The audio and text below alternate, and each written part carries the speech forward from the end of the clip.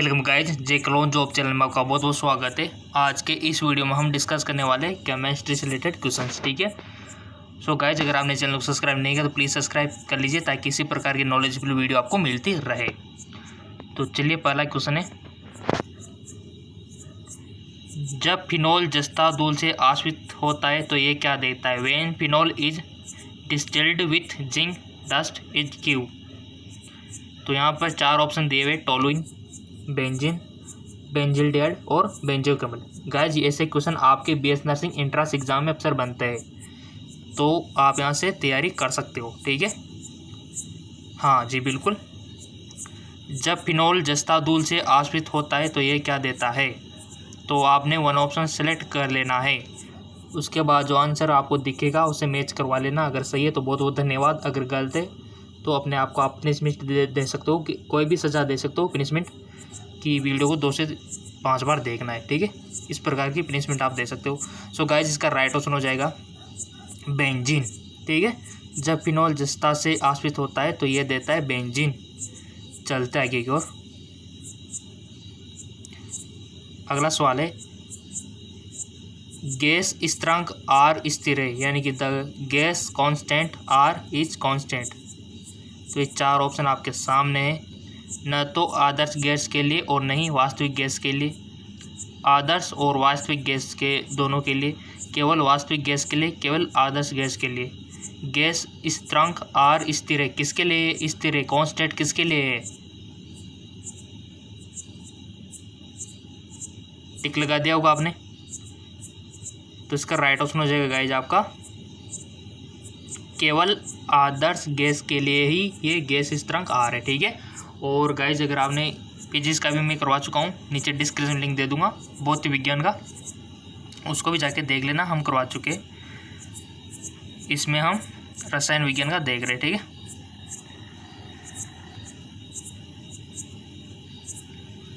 अगला क्वेश्चन है आपके सामने कि अगला क्वेश्चन है, घन कपास प्राप्त होती है जब सांद्र नाइट्रिक एसिड के साथ अभिक्रिया करता है। Gun cotton is obtained when जब constant nitric acid react with glycerin, cellulose, starch, glycogen. किसके साथ रिएक्ट करेगा नाइट्रिक एसिड, तब जाके बनेगा। तो इसका राइट ऑप्शन हो जाएगा, टिक लगा लिया होगा आपने, तो इसका राइट ऑप्शन हो जाएगा सेलुलोज। ठीक है, सेलुलोज इसका करेक्ट ऑप्शन हो जाएगा।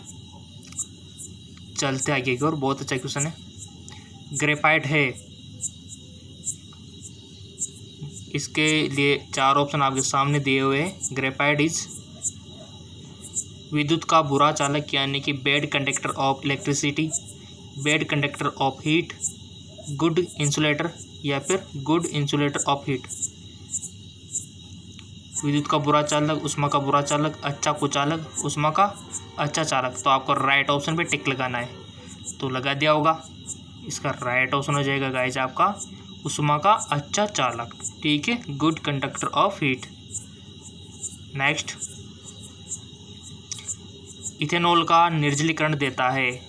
Dehydration of ethanol, ethane, acetylene, ethylene, acetic acid.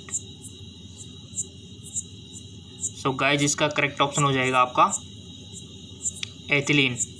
ठीक है, यानी कि एथेनॉल का निर्जलीकरण जो देता है एथिलीन देता है। बहुत अच्छे क्वेश्चन है गाइज, ऐसे क्वेश्चन आपके एंट्रेंस एग्जाम में बनते हैं। तो यहाँ पर अगला क्वेश्चन है,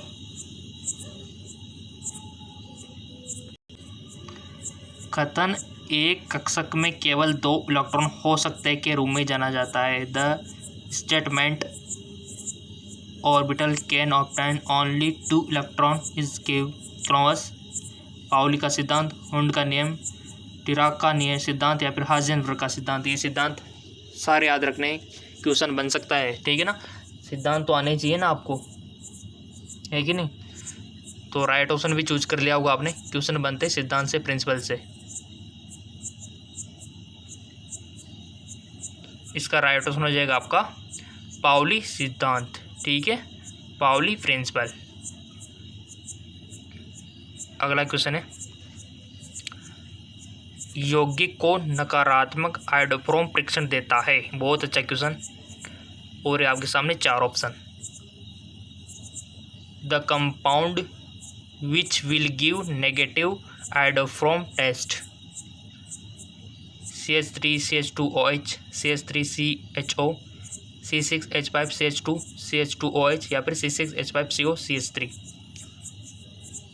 कौन देता है नकारात्मक आयोडोफॉर्म परीक्षण? टिक लगा दिया?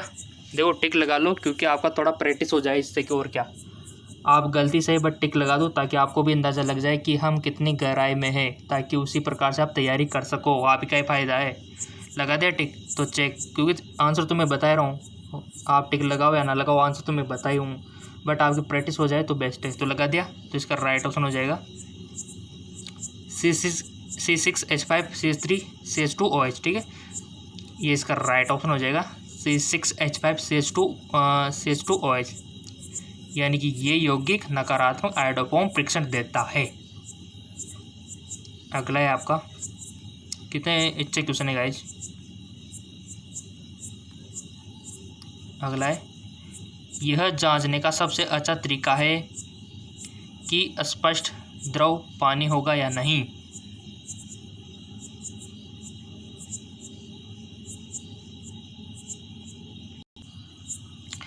लिटमस पेपर मिलाए, द्रव को सूंघने, द्रव का स्वाद ले, निर्जले कॉपर सल्फेट मिलाए। तो इसका राइट ऑप्शन क्या होगा?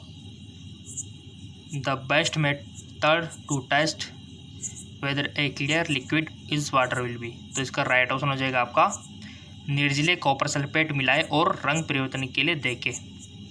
अगला क्वेश्चन है, एल्यूमिनियम का निष्कर्षण किससे होता है? Aluminium is extract from magnetite, alumina, bauxite, hematite. बहुत अच्छा क्वेश्चन है। एल्यूमिनियम का निष्कर्षण किससे होता है? तो इसका राइट ऑप्शन हो जाएगा आपका बॉक्साइड। ठीक है, बॉक्साइड से होता है। अगला क्वेश्चन है, नायलॉन बनाने में उपयोग की जाने वाली कच्ची सामग्री है। नायलॉन बनाने में उपयोग की जाने वाली कच्ची सामग्री: methyl methacrylate, butadiene, adipic acid, ethylene. Guys channel को सब्सक्राइब कर लो ताकि फोरम आया, ताकि आपको पता लग जाए। कोई भी रिजल्ट आए, आपका आंसर किया है, काउंसलिंग हो जाएगी, सब कुछ जानकारी इसी चैनल पर अवेलेबल हो जाएगी आपको। ठीक है, बीएस नर्सिंग के फॉर्म कब भरेंगे, रिजल्ट कब आएगा, काउंसलिंग कैसे होगी, एडमिशन की प्रोसेस क्या है, old question paper, multiple choice question तैयारी, सब कुछ मिलेगा, सब कुछ। ठीक है ना, तो सब्सक्राइब कर लो, फ़ायदे में रहोगे आप। और इसका आंसर आपने चूज कर लिया होगा। नायलॉन बनाने में उपयोगी की जाने वाली कच्ची सामग्री, तो कच्ची सामग्री क्या होगी? टिक लगा दिया? Check now. Adipic acid. ठीक है, तो एडिपिक एसिड नायलॉन बनाने में उपयोग की जाने वाली कच्ची सामग्री है। अगला क्वेश्चन है, पोटेशियम एसीटेट का इलेक्ट्रोलाइसिस देता है? मीथेन, एसिटिलीन, इथाइलिन या फिर इथेन। टिक लगा दिया? Check now. इसका राइट ऑप्शन हो जाएगा इथेन। ठीक है, यानी कि पोटेशियम एसीटेट का इलेक्ट्रोलाइसिस इथेन देता है। अगला सवाल है आपका, बहुत मोस्ट इंपॉर्टेंट है, देख लो, आपको बहुत सारे तो डायरेक्ट भी क्वेश्चन मिल जाएंगे, देखना। उत्कृष्ट गैस तत्वों की इलेक्ट्रॉन बंधुता है। उत्कृष्ट गैस तत्वों की इलेक्ट्रॉन बंधुता है: हाई, लो, वेरी हाई या फिर शून्य के लगभग। Electron affinity of noble gas element. तो इसका राइट ऑप्शन हो जाएगा आपका शून्य के लगभग। ठीक है, अगला सवाल है,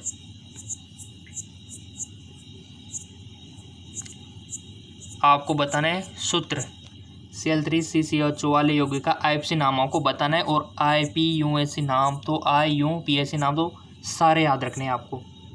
ठीक है, क्वेश्चन कहीं से भी बन सकता है, IUPAC नाम आपको याद रखने हैं।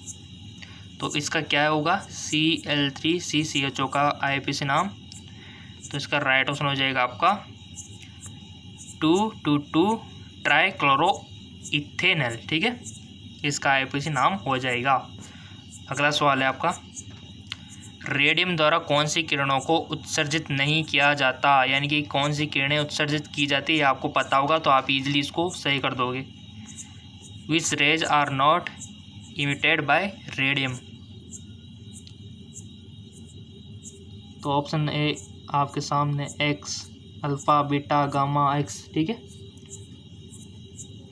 तो इसका राइट ऑप्शन आपने चूज कर लिया होगा, तो इसका राइट ऑप्शन हो जाएगा आपका एक्स किरणें।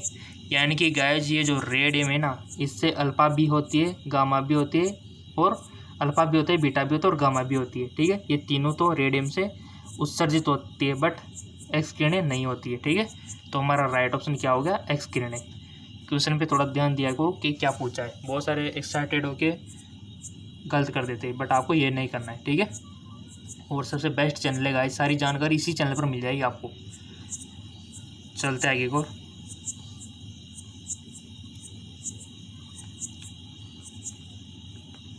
BS नर्सिंग क्वेश्चन है, देख सकते हो, ठीक है। पोर्टलैंड सीमेंट यानी कि चूने को छोड़कर का एक प्रमुख घटक है, तो इसका सिलिका राइट ऑप्शन हो जाएगा, ठीक है। पोर्टलैंड सीमेंट चूने को छोड़कर एक प्रमुख घटक है सिलिका। बहुत अच्छे क्वेश्चन है, लाइक तो बनता ही है, क्योंकि आपको मिलते रहे बाद में भी ये लाइक आए तो, कि है कि नहीं। किस अयस्क का झाग प्लावन विधि से सांद्रण होता है। झाग प्लावन विधियाँ तो सारी रखनी है आपको, दांतों होगी, ठीक है। Which ore is concentrated by flotation method. क्रोलिस अयस्क, हेमाटाइट अयस्क, सल्फाइड अयस्क, बॉक्साइड अयस्क। सो इसका राइट ऑप्शन हो जाएगा, टिक लगा लो आप गाइस, गलती से बट टिक लगा लो, आपकी प्रैक्टिस अच्छी होगी। लगा दिया, तो इसका राइट ऑप्शन हो जाएगा सल्फाइड अयस्क, ठीक है। ताकि वीडियो ख़त्म होते आप एनालिसिस कर सको कि कितने हमने गलत किए और कितने सही थे, ठीक है। इसलिए टिक लगाना जरूरी है पहले। सल्फाइड अयस्क, किस अयस्क का झाग प्लावन विधि से सांद्रण किया जाता है, सल्फाइड अयस्क का। अगला है आपका, निम्नलिखित गैसों में से कौन सी एक परमाणु अवस्था में मौजूद होता है, nitrogen, helium, carbon dioxide, oxygen. Which of the flowing gas exist in the monoatomic state. तो इसका राइट ऑप्शन आपको बताना है, एक परमाणु अवस्था में मौजूद है nitrogen, helium, carbon dioxide, oxygen. तो इसका राइट ऑप्शन हो जाएगा आपका हीलियम, ठीक है, जो कि एक परमाणु अवस्था में मौजूद है। अगला सवाल है, कितने इजी क्वेश्चन है गाइस, अगर पढ़ोगे तो सब इजी है, ठीक है। निम्न में से कौन पानी में सबसे अधिक घुलनशील है, AgCl, AgI, Ag2S या फिर आपका AgBr। सबसे ज़्यादा घुलनशील पानी में।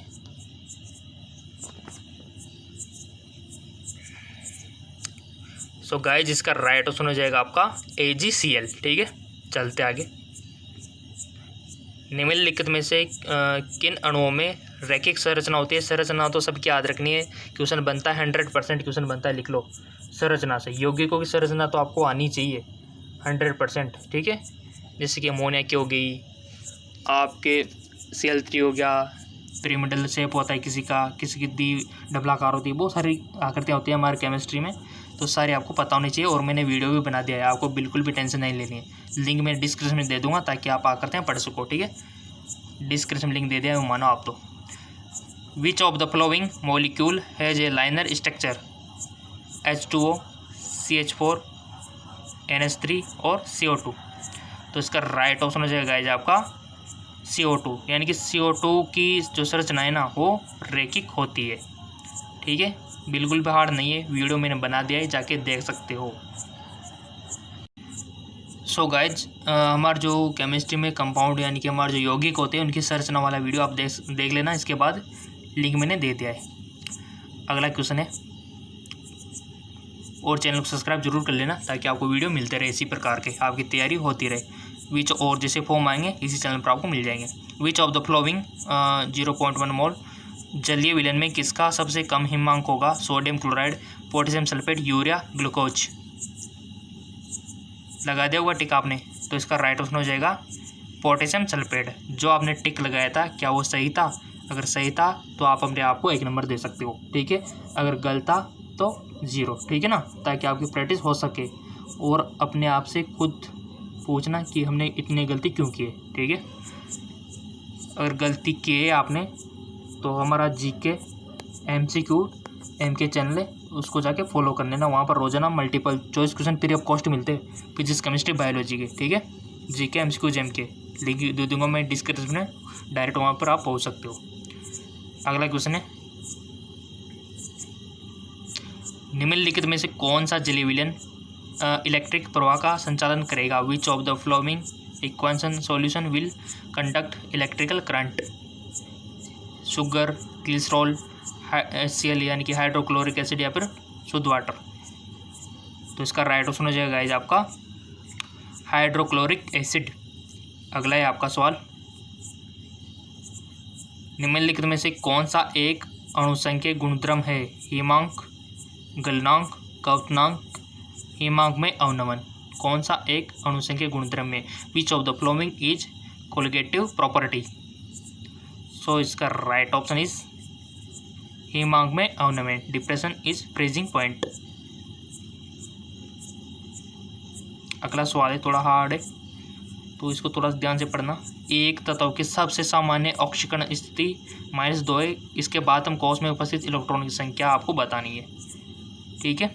The most common oxidation state element to the number of electron present in the outer shell. तो इसका सिंपल सा बच्चों वाला क्वेश्चन है, राइट ऑप्शन हो जाएगा आपका 6, ठीक है, यानी कि इलेक्ट्रॉन की संख्या 6 ही होगी।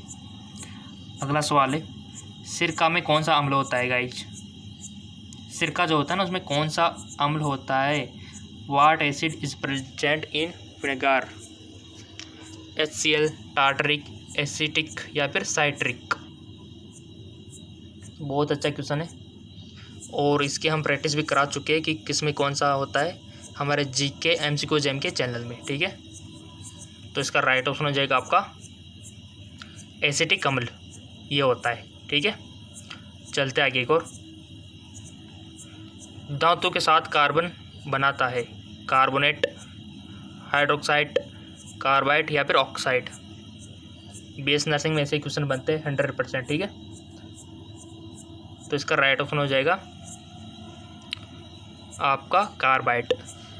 गाइस अगर आपको BS नर्सिंग की सारी जानकारी चाहिए तो जेक्लोन जॉब से बेटर चैनल हो ही नहीं सकता हो, ठीक है, क्योंकि यहाँ पर आपको फॉर्म भरने से लेकर कि फॉर्म कब आएंगे वहाँ से लेकर आपका पूरा सफ़र कॉलेज में एडमिशन तक का इसी में तय होगा आपका जेक्लोन जॉब में। तो आप इसको सब्सक्राइब करके बेल आइकन पर प्रेस ज़रूर कर सकते हो ताकि आपको लेटेस्ट इन्फॉर्मेशन मिलते रहे, फॉर्म से आएंगे उसको लेकर भी और तैयारी को लेकर भी, ठीक है। अगला क्वेश्चन है, ब्रोमीन और KOH के साथ एसिटामाइड की अभिक्रिया एल्कोहल देता है? Methyl amine, ethane, ethyl amine, ethyl alcohol? So इसका राइट ऑप्शन है गाइज आपका एथिल एमीन, ठीक है। अगला क्वेश्चन है, थोड़ा सा न्यूमेरिकल है, थोड़ा है कि नहीं। पूर्ण वियोजन मानते हुए 0.001 MnAOH विलेन का pH बराबर है? तो इसका राइट ऑप्शन हो जाएगा आपका 12, ठीक है, 12। इसका न्यूमेरिकल आप पहले रब में करना, उसके बाद इसका आंसर देखना। नेक्स्ट है आपका, न्यूमेरिकल से बनते 2-4 क्वेश्चन। तो तनु HCl की कुछ बूंदों को ताज़ा अक्षेपित फेरिक हाइड्रोक्लोराइड के साथ मिलाने पर एक लाल रंग का क्लोराइडिन विलेन प्राप्त होता है। इस घटना के रूप में जाना जाता है? डायलिसिस, पेप्टिजाइजेशन, विघटन या फिर रक्सी? तो इसका राइट ऑप्शन हो जाएगा गाइस आपका पेप्टिकरण। अगला सवाल है, कमरे के तापमान पर फॉर्मेल्डिहाइड है? इनमें से कोई नहीं। गैस, द्रव, ठोस? At the room temperature formaldehyde is? Tick लगा दिया, चेक नाउ। इसका राइट ऑप्शन हो जाएगा गाइस आपका गैस। अगला क्वेश्चन है, बेकिंग सोडा है क्या है? उसका सूत्र क्या है बेकिंग सोडे का? आपके घरों में भी हो जाता है बेकिंग सोडा, तो उसका सूत्र आपको बताना है और इसका रासायनिक नाम भी, ठीक है। सो सिंपल सी बात है, इसका राइट ऑप्शन हो जाएगा आपका, यहाँ पर दिया हुआ है NaHCO3 Na2SO2 10H2O Na2SO4 Na2CO3, तो इसका राइट ऑप्शन है NaHCO3। ठीक है, यानी कि सोडियम बाइकार्बोनेट इसको बोलते हैं, NaHCO3। इसी प्रकार आपको धोने का सोडा, जितने भी सोडे हैं उन सबको याद रखना है, प्लास्टर ऑफ पेरिस है ना, यहाँ से भी क्वेश्चन बनता है आपके। तो गाइज यहाँ पर 30 क्वेश्चन हमने डिस्कस किए, 30 क्वेश्चन। अब ईमानदार से बताना आपके कितने क्वेश्चन सही थे, क्योंकि मैंने आपसे पहले बोलता था कि आपको टिक लगाना है। तो जिन्होंने सही से टिक लगाया, कितने पे सही लगाया आपने 30 में से, क्या आपके 30 में से 25 सही है, 20 सही है, आपको बताना है कमेंट करके। ठीक है, अगर जिसके कम है, यानी कि मान लो यहाँ आपके गाइज थोड़ा सा 75% तो रिजल्ट रहना चाहिए ना 30 में से, और जिसका नहीं है तो इसी वीडियो को 2 से 3 बार देख लो। ठीक है, और रोज़ाना मल्टीपल चॉइस क्वेश्चन पाने के लिए GK MCQ MK चैनल, ठीक है, उसको जाके फॉलो कर सकते हो, लिंक नीचे डिस्क्रिप्शन में मैंने दे दिया है। ठीक है, इस चैनल पर जैसे आपके फॉर्म आएंगे वो उसकी जानकारी अवेलेबल हो जाएगी, जैसे आपका रिजल्ट आएगा, काउंसलिंग, सारी स्टेप्स इसी चैनल पर आपको मिलेगी। ठीक है, BS नर्सिंग से रिलेटेड सारी जानकारी। तो इसको सब्सक्राइब करके बेल आइकन पर प्रेस कर लीजिए, और अगर आप तैयारी और ज़्यादा करना चाहते हैं तो नीचे डिस्क्रिप्शन लिंक दिया हुआ है, उस चैनल को जाके फॉलो कर लीजिए। ओके, धन्यवाद।